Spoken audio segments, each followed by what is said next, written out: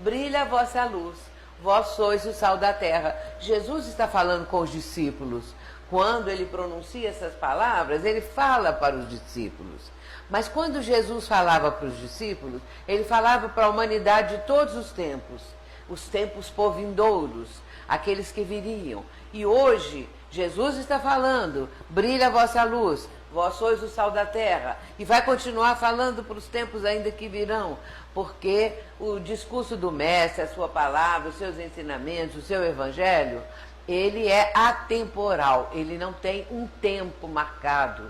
E acabou o tempo, encerrou tudo. Não, vai continuando, porque à medida que o ser humano vai progredindo, não apenas intelectualmente, que o progresso intelectual é mais rápido, mas também moralmente. À medida que ele vai progredindo moralmente, ele vai entendendo melhor os ensinamentos de Jesus. E o Espiritismo abre para nós essa perspectiva, nos ensinando aquilo que o Mestre realmente deixou, o que ele quis dizer, a profundidade dos seus ensinamentos. No Espiritismo está a chave para a compreensão desses ensinamentos. Mas quando Jesus diz, vós sois o sal da terra, vós sois a luz do mundo, ele está validando o trabalhador. Ele está nos motivando.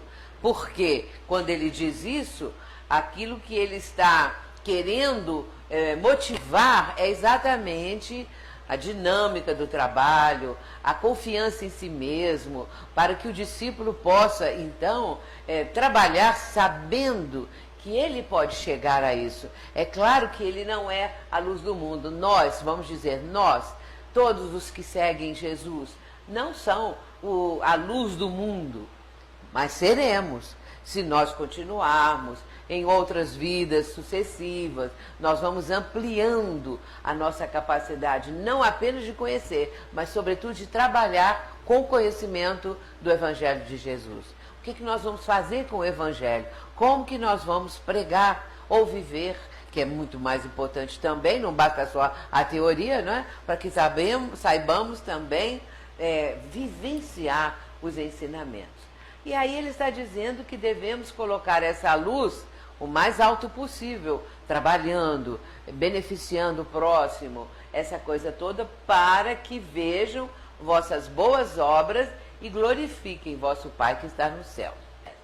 Mas vamos ver que Emmanuel vai nos dizer uma outra afirmativa que também cabe depois no transcurso da nossa conversa. Essa parte que nós vamos apresentar agora cabe também na outra frase, vós sois a luz do mundo, vós sois o sal da terra. Mas Jesus disse, vós sois deuses. Como compreender a afirmativa de Jesus? Vejamos o que está dizendo Emmanuel. Ele diz assim, em todo homem repousa a partícula da divindade do Criador, com a qual pode a criatura participar dos poderes da criação. O espírito encarnado ainda não ponderou devidamente o conjunto de possibilidades divinas em suas mãos, dons sagrados tantas vezes convertidos em elementos de ruína e destruição. Poucos sabem crescer na sua divindade. São cognominados santos, quer dizer, esses que crescem, na divindade, são cognominados santos e heróis, por sua condição espiritual. Que todas as criaturas, ele diz, procurem desenvolver para o bem e para a luz a sua natureza divina. Isso está num livro que o meio espírita está esquecendo, O Consolador, de autoria de Emmanuel, psicografado por Chico Xavier. Porque agora todo mundo compra esses livros novos que estão saindo, e aquelas obras que são realmente a base, aquelas obras que nos dão as explicações profundas que precisamos, estão ficando para trás. A própria obra do Chico Xavier, a obra de André Luiz, e que também está sendo deixada de lado, e que nós precisamos cuidar muito disso, porque essas obras, a de Emmanuel, a de André Luiz, estão ficando esquecidas. Em toda criatura, ele está dizendo, todo homem repousa a partícula da divindade do Criador, com a qual pode a criatura participar dos poderes da criação. Por que ele fala isso? Porque se nós fomos criados por Deus, se Deus é nosso Pai, é claro que nós recebemos dele essa partícula da divindade do Criador. Porém, nós vamos entrar também aqui agora com uma outra obra, vai entremeando essa daqui, com uma outra obra de Emmanuel, que veio a ser lançada anos depois, porque o Consolador é bem lá daquele princípio. E no final dos anos 30, princípio dos anos 40. E essa que eu vou mencionar é mais para o fim, mais para diante um pouco, iniciando os anos 50, que é o livro Vinha de Luz. No livro Vinha de Luz, no capítulo 30, nós vamos encontrar Emmanuel dizendo uma coisa que é isso que está aqui, partícula da divindade, só que em outras palavras, palavras mais modernas. Ele diz assim, que em todo o espírito está o gene da divindade. Então, ele usou um termo, não é? Em vez de falar a partícula da divindade, ele diz que em todas as criaturas, em todo o espírito imortal, está presente o gene da divindade. Por quê? Porque se nós formos filhos de Deus, se somos mesmo filhos de Deus, e somos, a doutrina nos ensina isso e nos mostra essa questão tão racional, não é? E por isso nós temos a genética, nós temos o gene de Deus em nós. E na sequência dessa frase, Emmanuel diz assim, Deus está em nós, tanto quanto nós estamos em Deus. Completando isso, completando até essa resposta aqui à pergunta que foi feita, né, a respeito dos sois deuses, que o Consolador está respondendo. Em todo homem repousa a partícula da divindade. E aí vem ele dizendo, desdobrando isso em fonte viva, dizendo que cada espírito traz em si o gene da divindade. Deus está em nós, tanto quanto nós estamos em Deus. Isso, meus irmãos, é de uma importância, porque quando nós temos consciência disso, a vida pode mudar. Porque eu trago em mim a partícula da divindade, o gene da divindade, o gene de Deus, e além disso, Deus está em mim, como eu estou em Deus. Deus está em todos aqui, em toda a humanidade, como Ele está também na humanidade.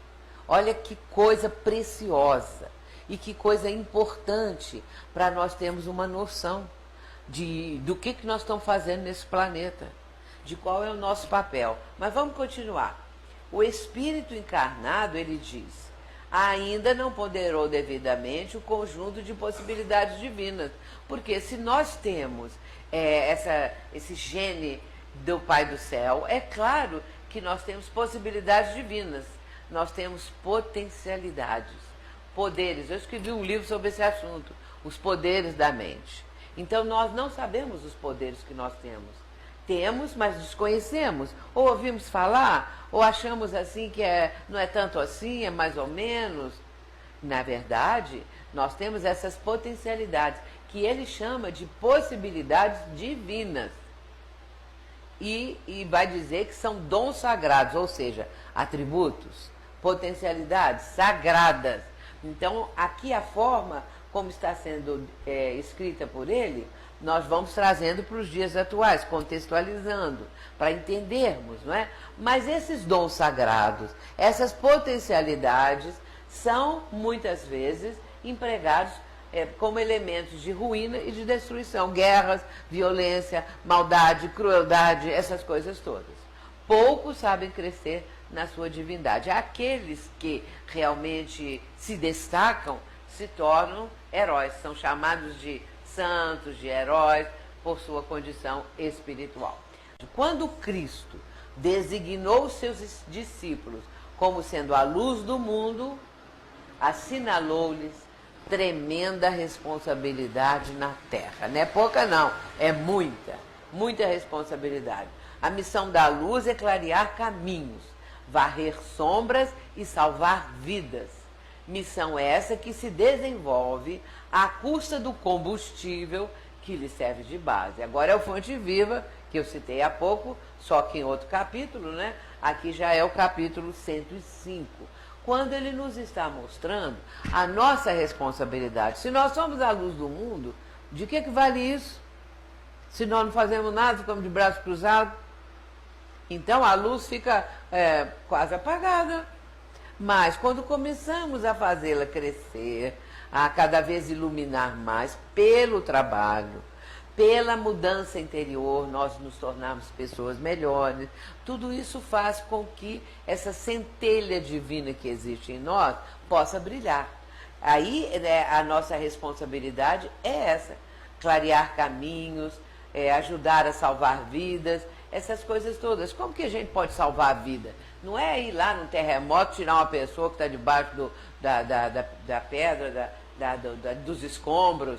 Salvar vidas também, muitas vezes, não é salvar uma vida no hospital. Nós podemos salvar vidas conversando com as pessoas que estão, por exemplo, numa depressão profunda, pessoas que têm até ideias de suicídio.